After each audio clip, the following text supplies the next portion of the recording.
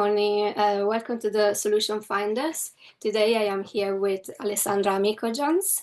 Alessandra helps adults learn how to move past the trauma and take care of their emotional well-being to enjoy a happy and fulfilling life. And she uses EFT tapping. And welcome, Alessandra. Thank you. Thank you for having me. Thank you, Una. It's lovely to be here with you. And how did you find about EFT? Well, it was really weird what happened with the EFT tapping. Everything happened 4 years ago, and I never really heard of EFT tapping before. I didn't know what it was. I was actually studying to become a coach and to really help people that way because I thought the coaching was really suitable for me because I like to listen to people and to help them. And then as I was learning about coaching, I was obviously discovering more and more about myself, about my own emotions, and I was starting taking out, the skeleton from the closets, as they say, taking out things from my own history. And basically I was getting really ready to release all of these things, but I didn't really know how to do it. And then as it normally happens, when the student is ready, the teacher comes, as they say. And basically I discovered EFT tapping just by mistake, if you want, by accident. Someone offered a tapping session, and I was like, whatever, yeah, I'll go along. I don't know what's gonna do, what's gonna happen, but yeah, let's do it with an open mind. And a session transformed my life, absolutely transformed my life. Because in the session, what I didn't know that we were going to do, we actually worked on all of those emotions that I prepared myself to release. And they were so ready to be released that that's why the session was so powerful, because there was like a vase that was filling up with water, excuse me, and then the tapping was what emptied it all out, was the technique that allowed me to release literally all of it. And what was happening is that I was bringing up the fact that I suppressed for 20 years. That is the grief of losing my mum when I was 16 years old. So there was massive trauma, but when I was 16, I didn't know what to do with it. So I just pressed it down, pushed it down, and not thought about it, trying not to think about it at least, and trying to get on with my life until that time when it was ready to be released. And tapping helped me so massively to feel better, if you want, about what happened to me. Just not feel better, but make peace with my past, because what happened in my past happened. And you can cry every day about it, or you can make peace. And I was crying every day for 20 years, but then after EFT tapping, I was able to make peace with it and live and lead a happier and more relaxed life.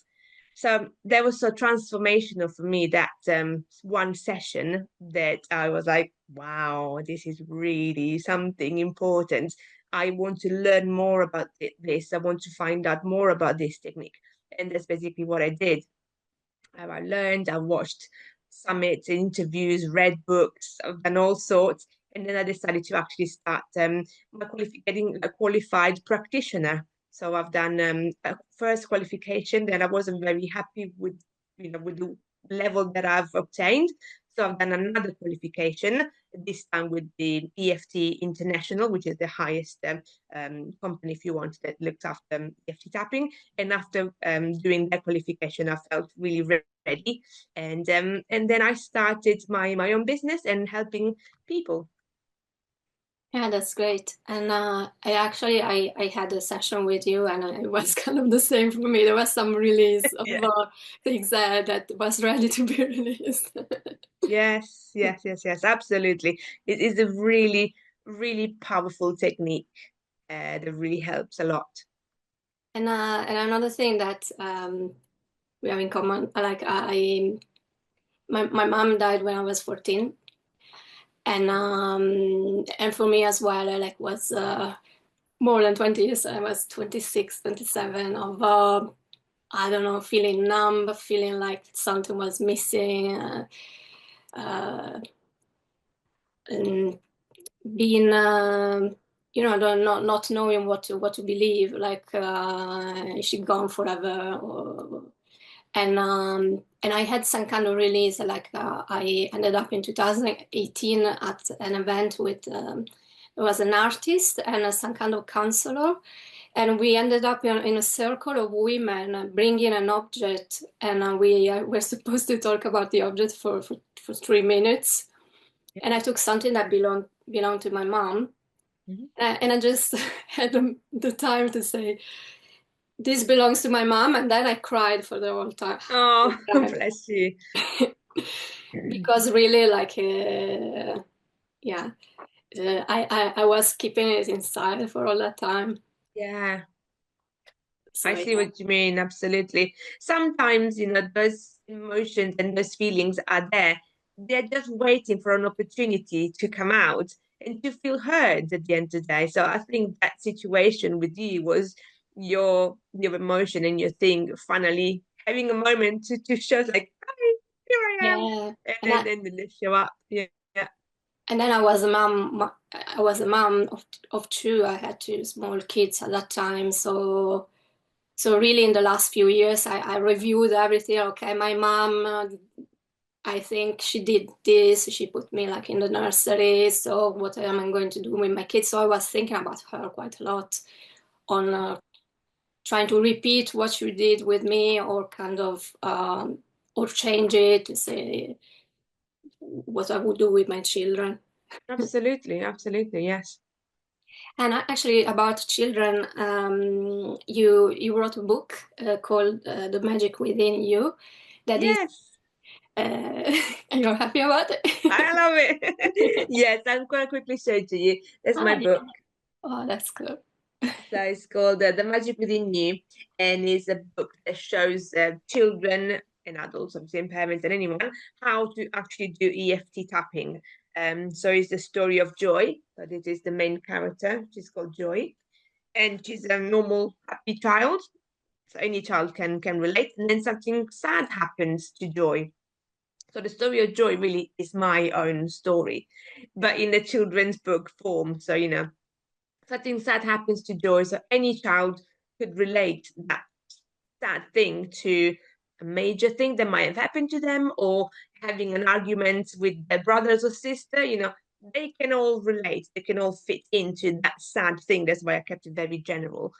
And then Joy meets Hope, an adult, a person that shows her how to do EFT tapping. And the book goes through all of the points, so it's very clear in what to say for every point. And that's basically how you do EFT tapping. So it's a manual. It's a children's book, but it's also a manual. So I'm very proud of this book because it's not disrespect for all children's book. It's not just another story. It really is a manual, and it can really help a lot of children and parents and adults and anyone to learn how to do EFT tapping and to self-soothe for children and for adults as well. So I'm very proud of my book. Yeah, thank you. Yeah, and then it's such a good moment when an adult reads to a child, and it's a moment where, so with your book, they can do the tapping together, or a child can. Exactly, exactly. A friend of mine, she doesn't live in the UK, she lives in another country, and she bought my book and she reads it to her children in English. And she sent me some pictures the other day. She actually posted them on Facebook. She felt inspired to share this moment that she's sharing with her own children. And it's beautiful that the book inspired her to to do this and to share this moment that she's sharing with her children and how beneficial it is.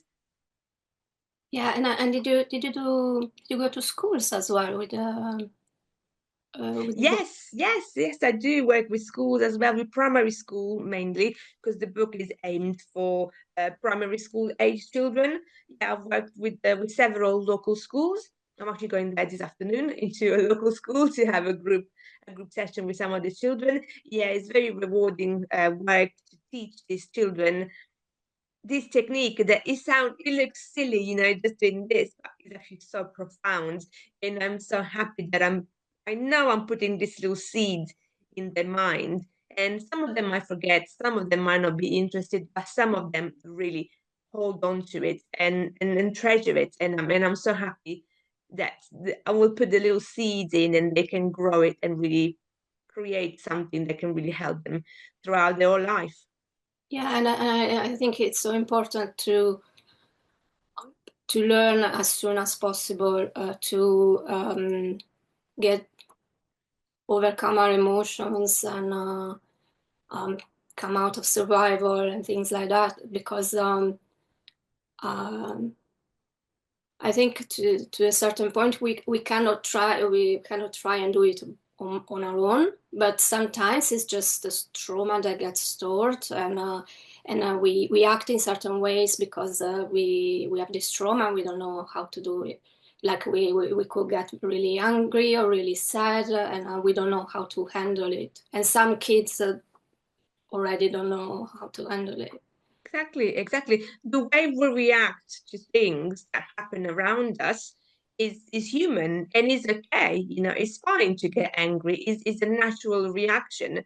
What techniques like EFT tapping do is they help you manage those big emotions, so you're okay to release them, but then you don't have to hold on to them. So if you're a child and you get angry, or if you're an adult, it doesn't matter, it can be an adult as well, and you get angry, okay to get angry because you're voicing the fact that you're not happy. So it's important to get angry. But then if you stay stuck with that anger and then you behave badly with everyone that you come into contact, that's not okay. That's not how anger should be expressed. You feel angry, fine, you have your moments, and then you can do some tapping and you release that. So then you're clear and at peace again. So you give showtime to that emotion, you let it express itself, and then you let it go. So it doesn't have to linger and affect everything else that you do and everyone else you come in contact with. That's the difference, I think. Yeah. And people and children didn't know about this technique. I didn't know about this technique when my trauma happened. I would have loved to do it. I would have loved to be able to help myself with a book like this. You know, I didn't exist back then. I didn't know about this. So there's a difference now.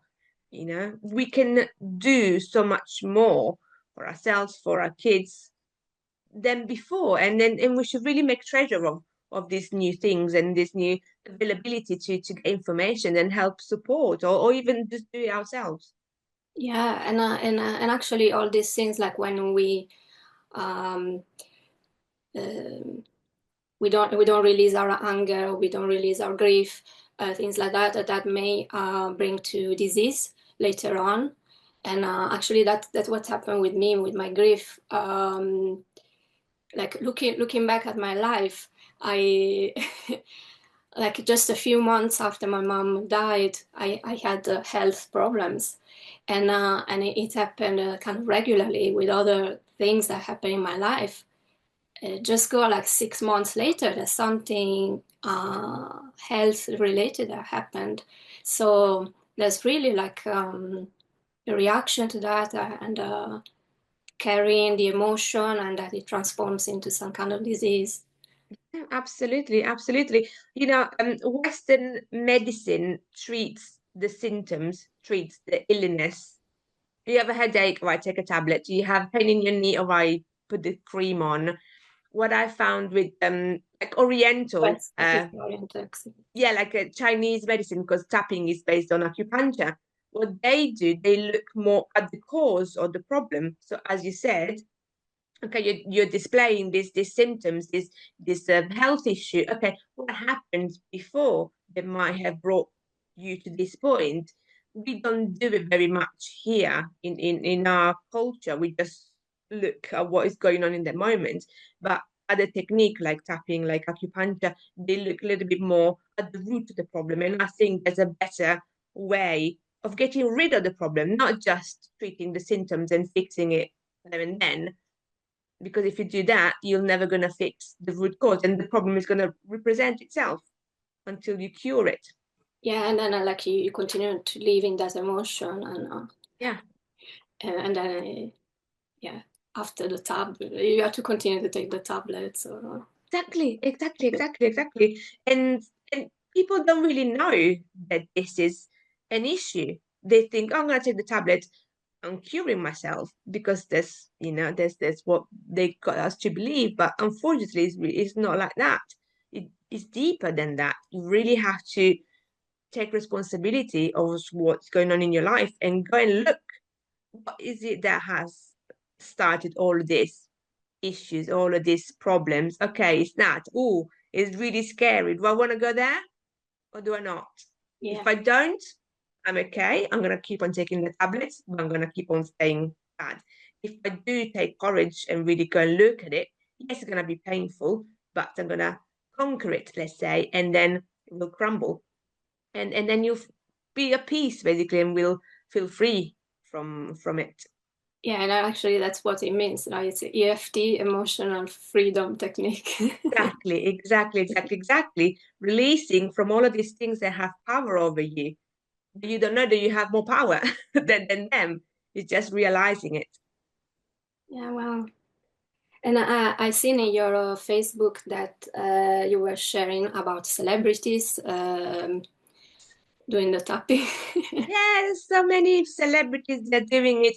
I've read of the Queen Consort, Camilla does it, Prince Harry does it, Russell Brand does it, Pink, and most lately, more recently, Ariana Grande, and oh God, I don't remember her name, Cynthia something, Lady the Gaga. lady from Wicked, the two ladies that are doing Wicked now. They were actually tapping on the red carpet in London last week, which is great because if these people are discovering this technique and they are finding that it works and they feel strong enough to share it with the rest of us poor mortal, it's great because it brings more awareness to this technique and it shows that it works, because if it works for them, it'll work for anyone.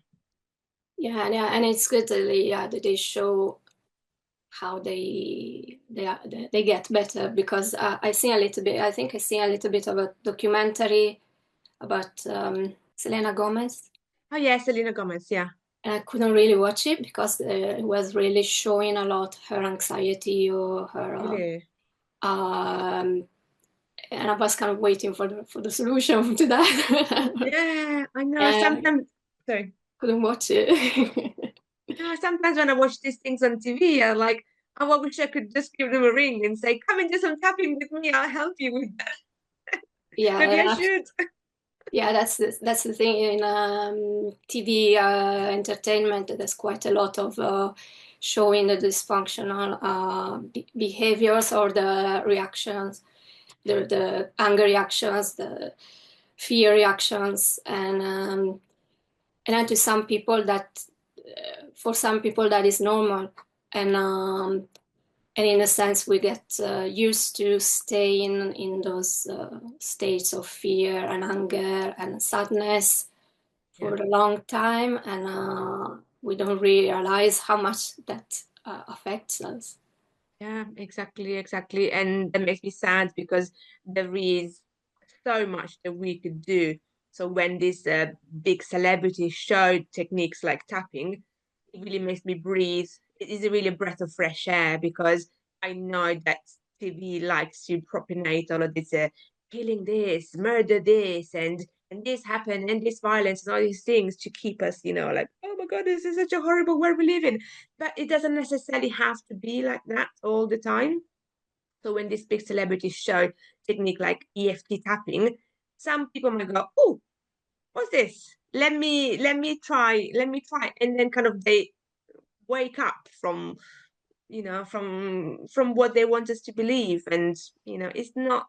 I know the world could be a sad and really horrible place, but there are ways that we can make ourselves feel better. And if we start with us, then we can affect the people at least close to us in our family, and that's how change happens.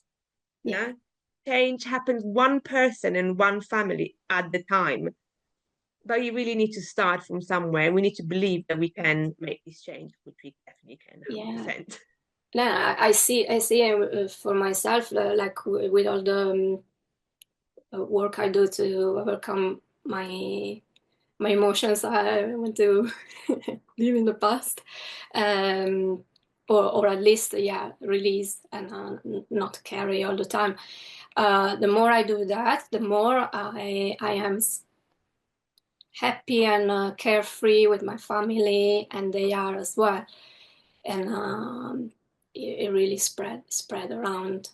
It's like I seen a I seen a short film some time ago where there is a guy entering the metro, and he starts laughing, and then eventually everybody laugh inside the train. And it's so. And actually, when I watched it, it was in a cinema, and everybody was laughing in the cinema as well. So it Yeah, was so good. it's It amazing. contagious. Exactly, exactly. But I think that it all starts with one person being the chain breaker, the one that goes, right, this all stops here. I've done a reel a while ago now, but anyone feel free to go to my Instagram and have a look. I think it was really powerful. So it was me, very simple video, me pouring a glass of coffee from one glass to the other, and the coffee represented a generational trauma, and each cup represented a generation. So grandma, just say one, grandma, mum, me, my children. So the grandma passes on the generational trauma to her daughter because she doesn't know how to do what else to do with it. The mum passes on the generational trauma into us, let's say me, because again, she didn't know what to do with it. Me can represent each one of us. We now have tools to wash away this generational trauma. So in the reel, I have a big jug of water, and the big jug of water represents EFT tapping, again, any other technique that you might like. And I'm watering down this cup of coffee. And you can really see the coffee being really all washed away. And at the end, actually it worked really well because I didn't measure it, but the amount of water that I had in the jug completely dissolved the coffee. So it was spot on.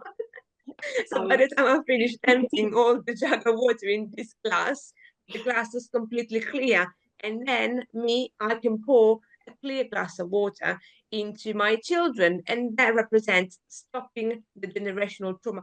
Previous generation, just we can't blame them. We can't say, "Oh, it's all your fault." It's not that they didn't have these tools. Now we do. Now we have all of this awareness and this technique. So I think it's our responsibility and our duty to do our diligences and clear up as much as we possibly can to pass on a happier well-being, a happier way of living, showing our children how we can live happily. yeah, and I seen that with my children, like some kind of like tantrums that I used to have when I was a child. I seen them like repeated by my child, or some other thing like or being shy, being repeated by the other child. So really, in a sense, it's like a mirror of myself. Like they show me what I should work out in myself. Yes, yes. And it's something and they get it partially from me, partially from their father. Yeah. They get something from each. A thing that was very interesting was that my son used to have night terrors. And actually, I found out that I had a trauma from a terrorist bomb when I was 2 years old. So I did have a trauma from terror, and he had night terrors maybe really passed from me. And for Yeah. me, uh, personally, it was completely repressed. I didn't know that that event happened, but if I would think about, nothing would come up. Mm. I had to do lots of meditation and really be intentional in getting unstuck in my life and then getting whatever it was to come out. And eventually it came out, and it was the terror. Wow. But that's amazing. You're doing an amazing work for yourself and for your children. So they're very lucky, to have you, and then for you to be this aware of all of these things and wanted to help them and yourself. So amazing. Yeah, great. Well done. Thank you. And I seen that you were a speaker recently at the Conscious Leadership Summit. How was Yes. that experience? Yeah, that was amazing. I love to talk. I love to speak. So I think it's gonna be more of those coming my way. I love spreading the word of EFT tapping and all of the subjects that we're talking here today as well. I really like the fact that I can make people aware of this, and I can really help them change the course of their lives. And it really is massive and impressive and huge. So I feel it's my responsibility to do this work and to spread the word, and to talk and to speak about this, about sharing my story, and sharing all the things that I have lived and achieved in these last 4 years, all the transformations that I've created for me and for my family, and all the ripples effect, that this will create. So someone can go, oh wow, if she's done it, maybe I can do it as well. And everyone definitely can. Yeah, so I love talking about this. I like raising awareness of around EFT tapping for conscious leader, as it was in the summit, for parents, for normal people. Everyone can benefit from this technique. And I'm just not gonna stop talking about it forever. Yeah, and I seen it more and more as well, and I seen that there are like scientific studies made about it and articles and books. Yeah, Actually, the first time I heard about it was a book called The Tapping Solution, and it was published by Hay House. yeah, That was the first time, it was a few years ago. yeah. And yeah, and now more spread out. I know different people who practice it and they teach it. They Yeah, absolutely. There is this particular book. Hold on, what's it called? I've got so many books. You got this one. It's called The Science Behind Tapping. I don't know if you can okay. see it. And this is done by Dr. Petra Stapleton, and she's a Australian doctor. She's a scientist, she's a researcher, and she has done so many researches, and she has basically put them all in this book. So you can see how many things. These are all the important stuff. Yeah, apart from her, a lot of other people have done scientific studies, researches. There's so much scientific base that say that this works, because we have to have these studies to prove, and it has been proven that it does work. So there's nothing, but obviously we can do many, many more. But now it's up to us. How many studies do I have to listen to and read about before I will trust it and I will give it a try? Worst thing can happen and nothing happens, and you stay as you were before. And the best thing that can happen is changes your life. So it really is that. And actually that reminds me of pharmaceutical medicines. They normally are kind of like, for example, if someone has anxiety or some kind of mental issue, and they take tablets for that kind of just changes their perception. It just kind of numbs them. And I seen the effects. Like my aunt used to, like, she was bipolar, and she would have some kind of, and I hated it. Like, I could see it when she was on taking the tablets, because she would talk very slowly and stuff like that. She would be like sedated, and that's okay. Okay, she has like rages, and that's not good. But having her sedated, is that better? And I don't think so. It's just, it doesn't solve anything. It doesn't solve the problem, and obviously fixes one thing, or it pretends to fix one thing but affects something else. You know what are the side effects, the studied side effect of tapping, or how many, or what are? We always say something like nothing. Exactly zero, absolutely zero. There's no side effects because you just did this movement. You're not ingesting any tablets, you're not ingesting any scientifically made up tablet. You're not altering in a bad way the way you are made. You are going to calm your brain. And once you calm your brain, and again, it's been scientifically proven that after you do tapping, your cortisol level lowers. There is a study that have measured the cortisol level in the saliva of people before doing tapping and then after doing tapping, and they have seen a massive drop. And So, and cortisol is a stress hormone. it is. Cortisol is the stress level. So the more cortisol you have in your bloodstream, in your body, the more agitated you are, the more stressed you are.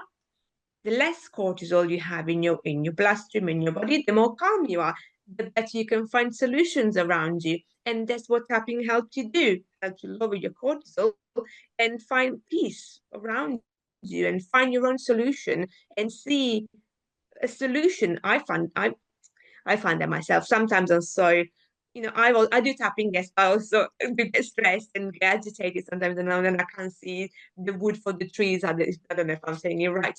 And I'm like, oh my God, what am I going to do? And then I start tapping and I start going through this problem and start expressing it. And then literally takes me 5-10 minutes now. The solution appears because I am a bit calmer because I've allowed myself to look at this problem and not the problem taking over me. I've taken over the problem, and then the problem kind of this it just kind of disperses, and you find your own solution, and you go, oh yeah, I could do that, and then I start doing it. So it's better. You can obviously find a solution when you are in a calmer state of mind, and knowing how to get yourself into a calmer state of mind is what really makes a difference. Yeah, it reminds me horror movies, and there was a parody of the horror movie. It's like when you are in stress, you choose the wrong way. Yes. And so yeah, there was this I think it was called Scary Movie, and it was a parody of all Yeah. the horror movies, and there was a Yeah. woman running away from a guy who wanted to kill her, and there were two signs: wrong way, or like this way for life and this way for death, and she looks at them as well, and then she goes, death. Yeah, exactly. It's like that. We can't think clearly, can we? Yeah. But if we take a moment, take a step back, and we know what to do, you know, we know that if we just do some tapping, that will help us calm ourselves down, and then we can think more clearly. Then we would choose the life, not the death. Yeah, I see it like me with my children. The trampoline works as well, like to vent off if you are a little bit in a stressful situation. And I seen that recently. My oldest child was angry with the other one, and actually he was just kind of pacing around and punching like a balloon or something like that, and I was just looking for a while, and in the end he went away, and I told him like you were very good because you didn't vent it like on your brother, you know. Yeah, it's good. It's really, really good. Yeah, It's good good. to find out ways to cope, and then yeah, eventually I will. I practice Psyche, that is probably kind of similar effects as EFT. Like it changes it helps to change subconscious limiting subconscious beliefs and perceptions. So actually, the part of changing perceptions is similar to kind of taking off the stress. And I use this sometimes for my children, with my children, um, and our results. Yeah, it's good. It's again coping strategies, coping strategies to alleviate ourselves. And again, as I was saying earlier, we must understand that we shouldn't suppress anger. That's not the point, really. Shouldn't suppress anger, shouldn't suppress sadness. No, those emotions have to come out from adults, from children. It's okay. It's okay to cry. It's okay to be angry. But as I was saying earlier, the important thing is to have a have a moment and then release it, let Yeah. it go. To express it, let it come out, and then go back to your normal life. But it's very important. I don't want people to think, oh, Alessandra said that we should never be angry or should never be sad. No, I didn't. I never said that. Never said that. We Yeah, have to allow our emotions to come out. Actually, that's healthy. Suppressing them is unhealthy. yeah, Letting them out is healthy, and then helping yourself to move back to normality. yeah, and that's how a lot of us grew up, like repressing, suppressing, um, being told it's not good to cry, it's not good to show anger. For example, I think in my case, because I would see my aunt having this big anger, I will repress my own anger to not be, because actually she will go in to hospital sometimes and stuff like that. So hey, if I don't want to do that, I know I can't behave like that too. It's kind of dangerous for her. It could be dangerous for me as well. So not expressing anger.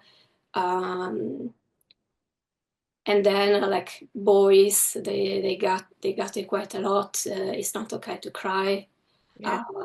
And then you have all these adults around the world, and these adult men who are so I don't know, closed off, and they have all this crying they repress for their whole life. That Yeah, absolutely. And that can become something really, really bad, all of this suppressed emotion, all of this pent-up emotion can become violence.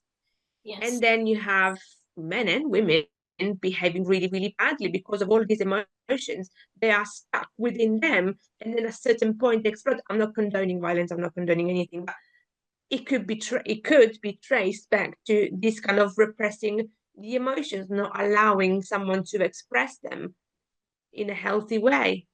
It could. So if we all allow ourselves to express the emotions where it comes, I always say this example, it's like a volcano. If you have a volcano and it's trickling out lava, magma, and it's very gentle and the magma comes out and no one is hurt and it's fine. So that's how we could and should express our emotions, even there a little bit at the time is fine. Against another volcano, which it is stuck, it's closed at the top, and all this magma is pushing and pushing and pushing, but it's not allowed to come out. And at a certain point, it will find its way through, and it has a massive explosion, and that is obviously a mess. It is bad, and then it destroys everything.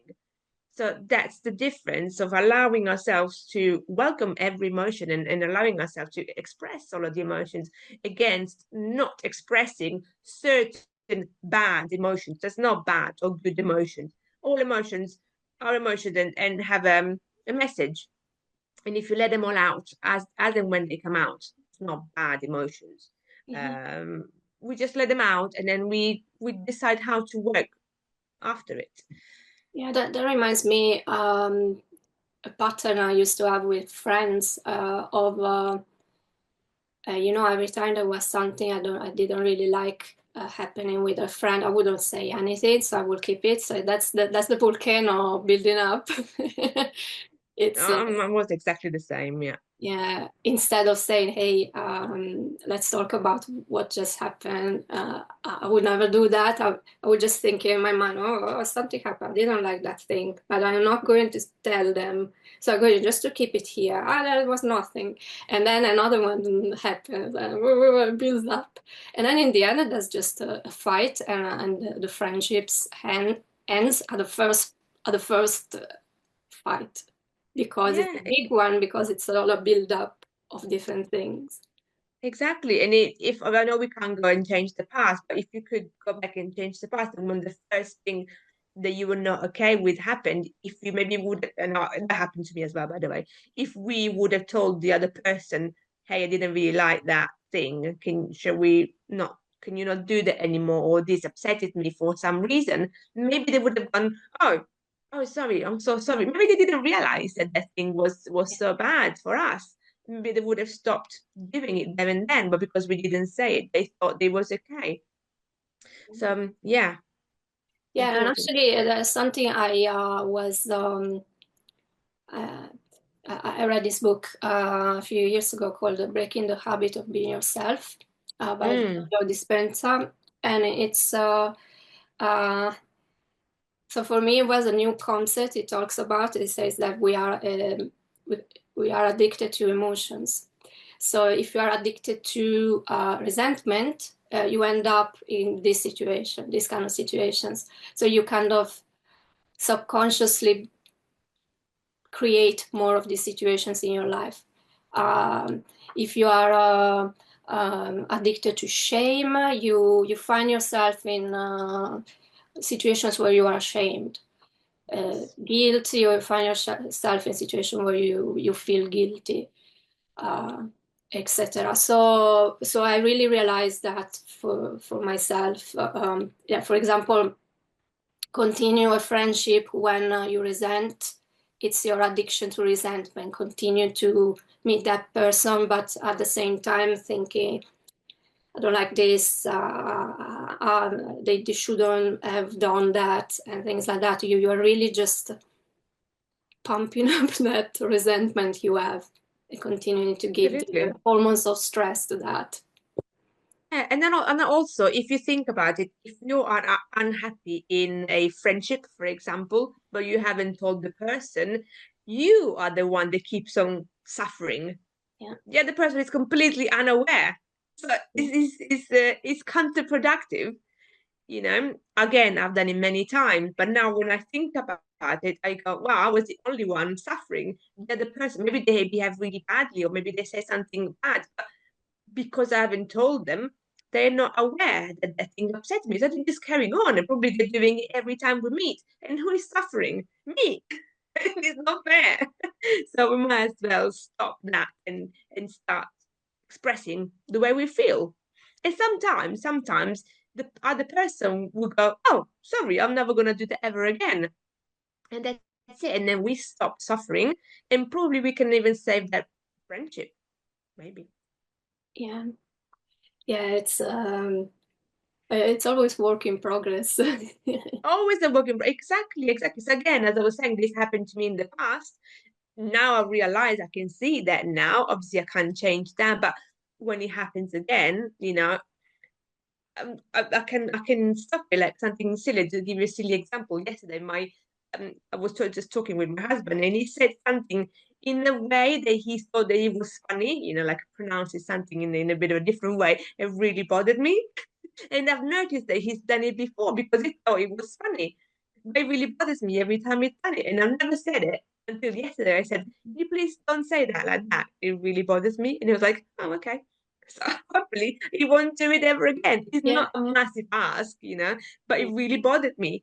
And then I told him. So now hopefully he won't do it again. And if he does, I'll tell him again. I said, "I told you before. Stop doing that. I don't like it." yeah, Yeah. that's the thing. It's happening with me as well. I am processing my own things, and before I wouldn't communicate, and now I'm really focusing on communicating, and really like being okay with that thing, and and it's working, and it's not like at the beginning it was, oh my god, if I'm going to say this thing that I never said, something very bad is going to happen. Yeah, I cannot remember the first time doing that. It ended quite well, like a little just conversation, and I thought something like, wow, I didn't die. Like it was so bad for my mind to talk about it. It was a big secret in a sense.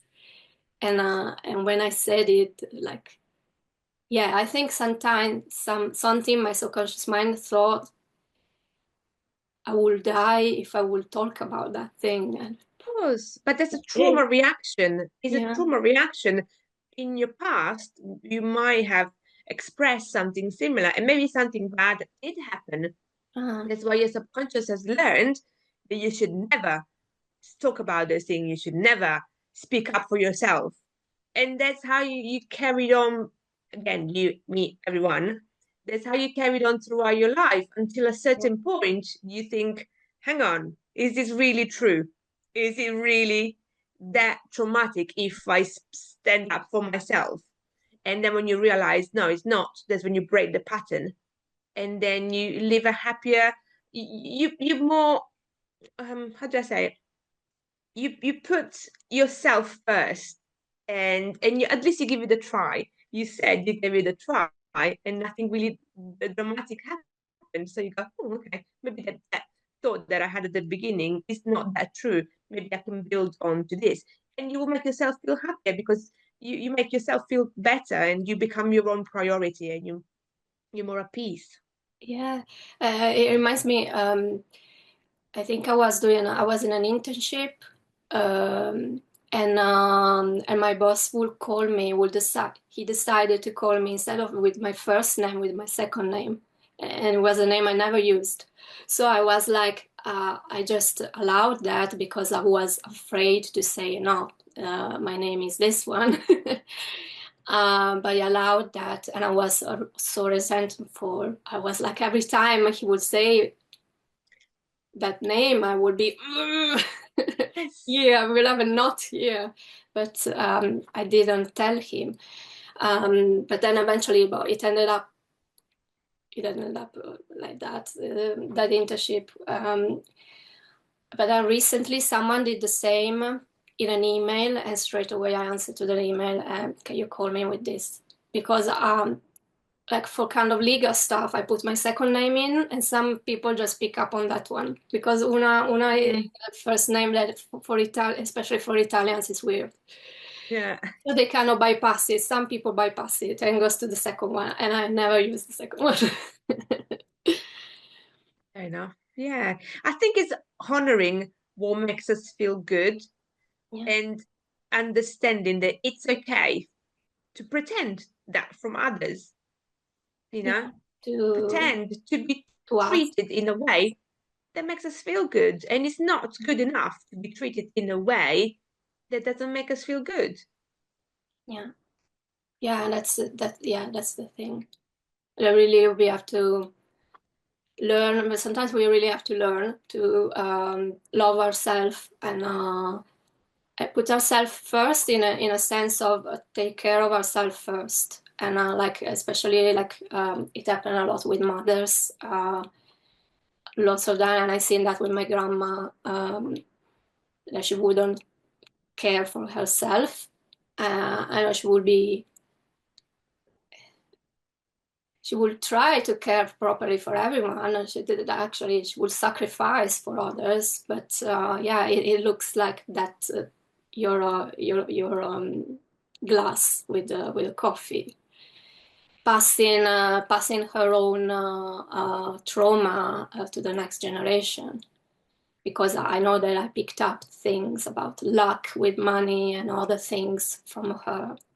Even Yeah, not driving, like I had my driving license for 18 years before to start driving really. regularly. Yeah, and I just picked up on my family patterns for that. And I do know women who took a long time to drive. So there is a thing, a kind of society thing that comes from the previous generations where it was just kind of the husband driving, and the wife didn't drive. She was just the passenger.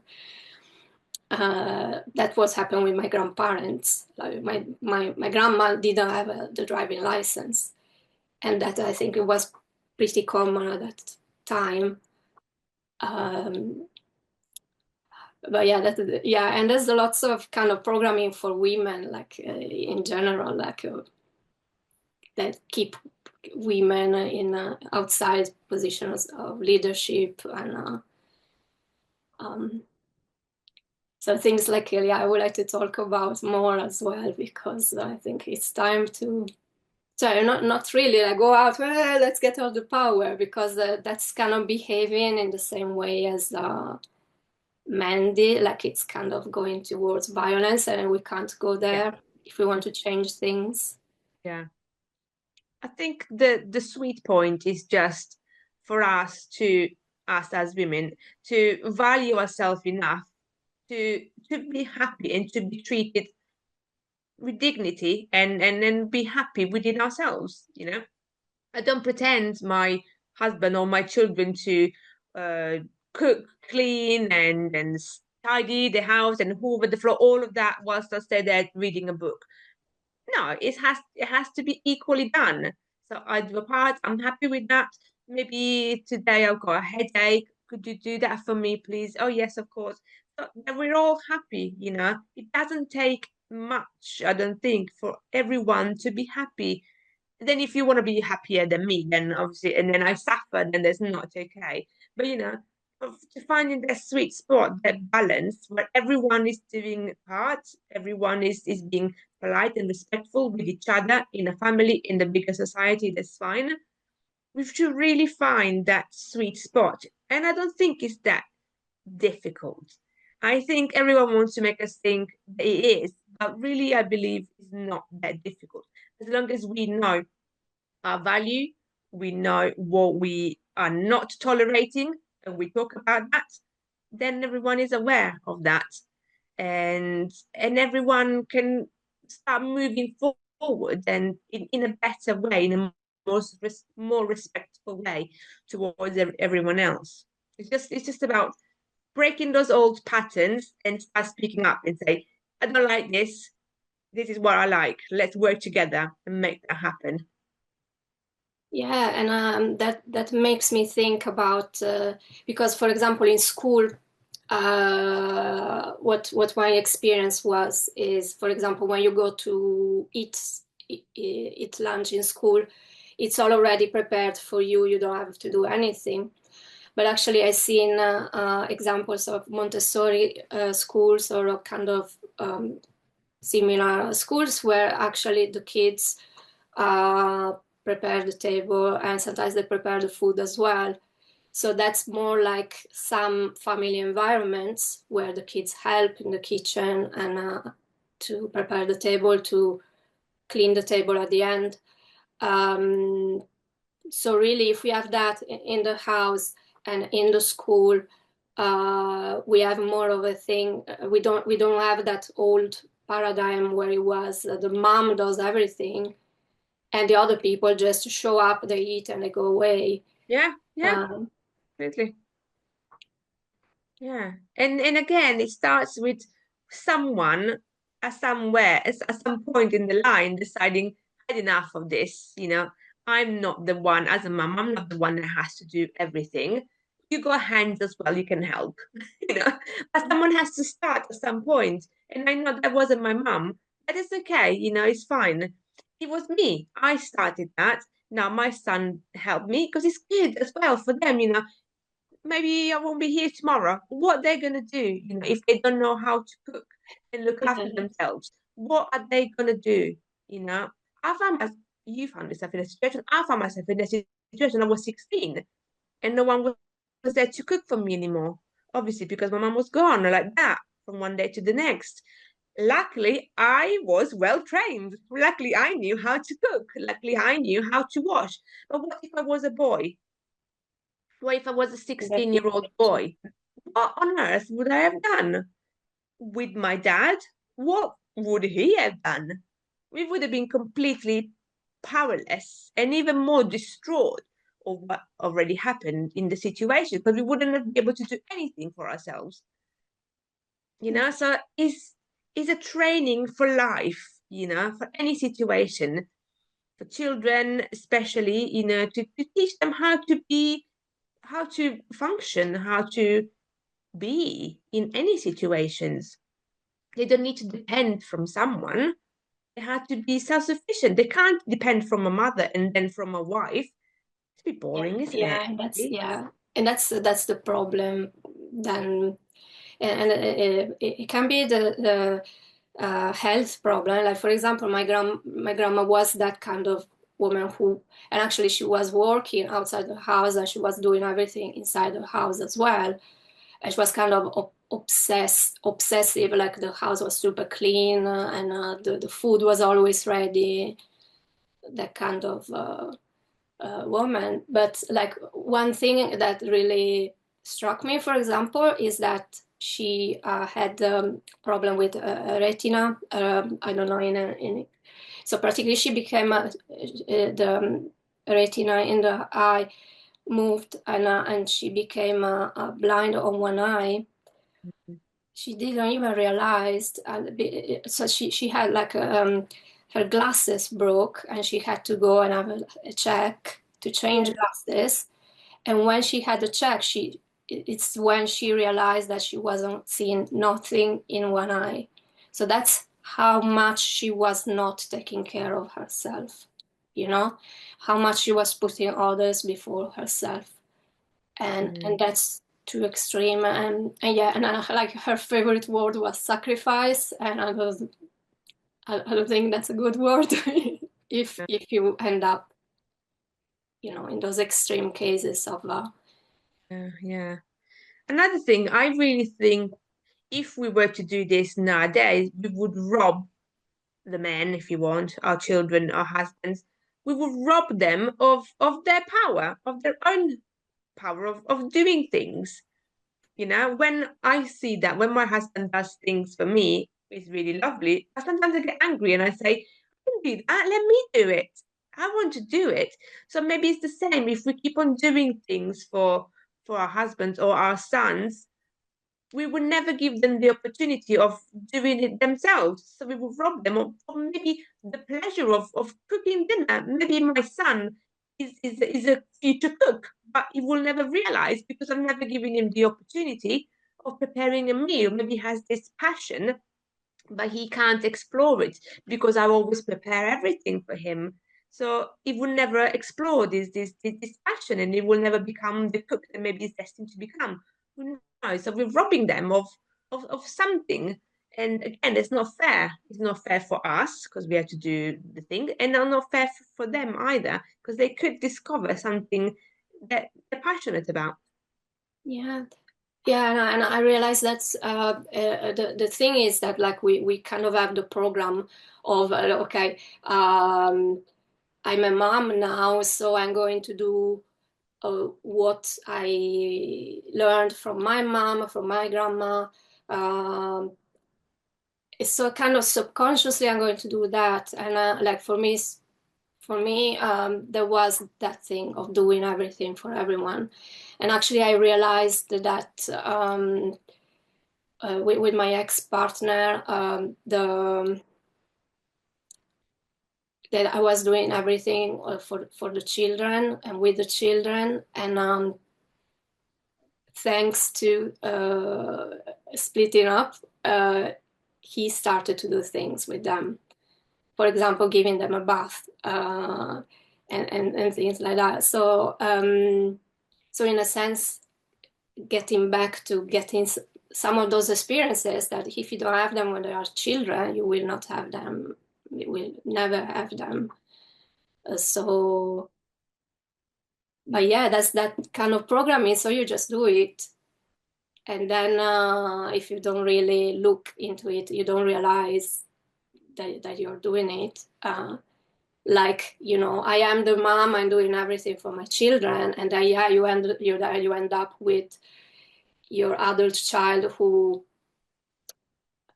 gets a wife and pretends that she has to do everything because you did everything Exactly. for him. Mm. Exactly. Sorry.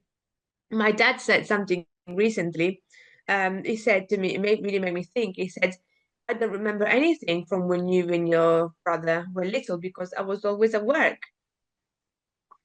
And that's not a nice thing to realize when you're later on in age, he's quite elderly now. And what does he remember? He remembers going to work. Okay, great. He provided for us and he's amazing and I'm obviously very, very grateful. But maybe there would have been more opportunities for him to spend more time with us. Maybe at the weekend he could have prepared a dinner for us or a special pudding or I don't know, something that he would remember, for him as well. To be in his memory bank. Like, do you remember that time it was your birthday and I prepared the cake and it was a mess, but we did it together? You know, that's something that he doesn't have. It's not a memory that he has. So it's sad. It's very sad. So now we can change. So today's dads can create this kind of memories for them and for their children as well. Yeah, and yeah, that remind me of how I changed, like how really like when I had my children, I decided that I wanted to spend more time with them, so I stopped working in London, and that was 12 hours away from them. So I really started to spend more time for that with them, and really be there. Like, yeah, I really, at a certain point, I really thought, why did I have children? And I am doing the same job as I was doing just before to have them, because I'm not seeing them. I say hi in the morning and good night in the evening, and nothing in between. I know. Yeah, I know. I was in a similar situation. Before starting my own business, I was working in a children's nursery, and I had just my son. The other one wasn't born yet. And my son was going to a nursery, but another nursery. So I started this work and I didn't really think. And then one day I thought, hang on a minute. I wake up in the morning, I take my son to nursery to be looked after by people, and then I go and look after somebody else's child. And the money that they give me, I give the other people to look after my child. Like, it doesn't make sense. So I thought, how about I stop doing that and I look after my own child? Because I didn't really get any money anyway, because it was only part-time. So literally the money that I would get from that job would go to his nursery. So it was really no benefits at all. So I was like, I know what, I'm gonna I'm gonna stop this. And anyway, I fell pregnant with my second child, and then that's how the really it all started with the idea of creating my own business, because there was no point me looking after somebody else's kids, especially the fact that I was working in a nursery was even more alarming. That I was looking after other people's children, and somebody else was looking after my child. So anyway, yeah. It was similar for me. And I'm so happy that all these last few years I went to the sports days, and uh, bringing them to school, and this morning as well, like I'm bringing only one to school because the other one from this year he has the keys and he's going on his own. So same for me, exactly the same. Yeah, it's so nice to see him like all going on my own. And so I'm bringing him like this morning as well, and like the best thing in the morning is the smile. He said, "Bye, see you later." That big smile he has. I said, "Oh, okay." absolutely, absolutely. Yeah, and yeah, they don't explain that. Like I seen programs when I was before to have children, programs on TV about kind of raising children, childcare, and there was a family saying um, kind of training their babies to sleep all night from when they were very, very small. And then say, having a party with friends and say, yeah, we are back to our old life. And they had twins. Like, are you like, what? You had two children and you want to be back to your old life. Like, don't have children. Because if Yeah, you have children, they just change your life. It's changed. It's done. It changed. Maybe you go back to your party when I don't know when they're 16. I don't know. yeah, Or I know. before you get a babysitter, but Yeah, saying you that you can't want pretend. back, You can't pretend that your life hasn't changed. You can't act like you didn't have children, otherwise just don't have them in the first place. As you said, you need to look after yourself. Yes, you need to do things that make you happy. Yes, but look after your kids as well. yeah, and then yeah, I went, and then the thing of getting them to sleep 12 hours at 2 months, for me that was impossible because I was breastfeeding. It was Yeah. many sessions of breastfeeding. No, same. Well, Would you like to give an example of how you use an EFT in your own life or like with people around you? Uh, Something comes to mind. Sure. Well, the way I use it mainly is when I get worried about things. I'm a big worrier. I like to worry about everything. But it's okay. I know that that's the way I am, and that's the way I face things. I preempt it, and then I find a solution. So now I've learned that I need to um, accept the situation, accept the fact that I am having this feeling. Again, there's tapping. So I just tap on this part of the hand and I accept the situation. So I talk about the issue that I'm facing in the moment, like I'm worried about, I don't know, whatever it is that I'm worried about tonight's party. I have no idea, whatever. I'm worried about tonight's party that my dinner is gonna taste rubbish. I don't know, whatever. I'm feeling that, so I'm honoring that. And when I'm honoring that by tapping at this point, as I was saying earlier, I take my power back. So the dinner, the worry of the dinner at the moment is huge, is bigger than me. Or I'm making it feel bigger than me. It's taking over me. But when I do tapping and I look at the problem and I face it, I go, okay, this is happening, this is what's going on, but I still love, honor, and accept myself. That's the setup sentence in tapping. So you are making yourself bigger than the problem. The problem doesn't have power over you. You are having the power over the problem, which is how it should be. You're honoring, yes, I'm feeling that. I'm not denying, I'm not saying, I'm fine, I live in a butterfly world. I think that is wrong. That for me is called excessive positivity or Denial. whatever it's called. Sorry, denial. Denial. Yes, as well. But that's not okay. I have a problem. I'm facing it. It's different. I'm taking my power back. I accept I have a problem. I accept that I still love myself, even if I have this problem. And then I just go through the problem whilst tapping on all of the points. And I'm thinking, oh my God, this dinner, what on earth am I going to cook? I've never, and I tap on all the points. I've never cooked this duck à l'orange, for example, whatever, and I'm so scared it's going to taste rubbish. And I just go through all of the points and I'm really taking it all out of my system. I'm taking it all apart. And then I'm literally dismantling it bit by bit by looking at it. And then the solution normally presents itself as I go around and then I talk about this issue. And no, it could be, I can't tell you what the solution would be to that specific problem, but normally it kind of comes up. Like, for example, maybe do something else, or it's gonna be fine, or they're gonna love it. I don't know.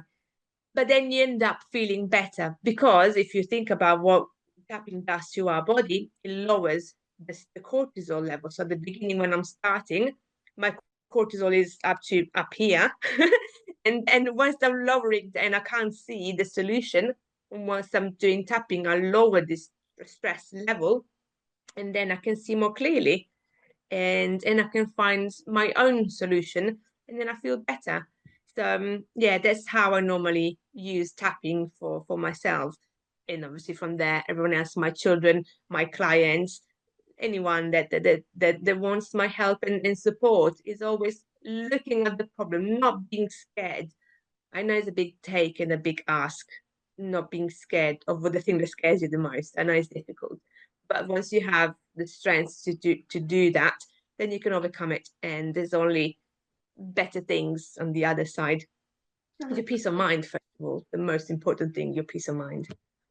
And I like the fact, and it's kind of different from things I did before. The fact that you're talking at the same time, and you kind of let it's like you let your inner talk coming out, no? Absolutely, absolutely. My inner talk is very naughty. I swear all the time when I do nothing. I let it all out. Normally, I'm on my own and I just let it all out. There's no point in suppressing and keeping it all in. And yeah, I could be a potty mouth, but it's fine when I'm on my own and I'm letting it all out. That's okay. And I find it so liberating as well. And also in my sessions, I always say to my clients, make it as colorful as you want, which means if you want to swear, please feel free to swear, because it's fine. It's just more liberating, more, it gives it more power, and then it just releases more. Because you're really feeling that anyway, even if you want to be polite and you don't want to say, I don't go around swearing to people, obviously, but maybe I'm really feeling something and there's a really a strong emotion there.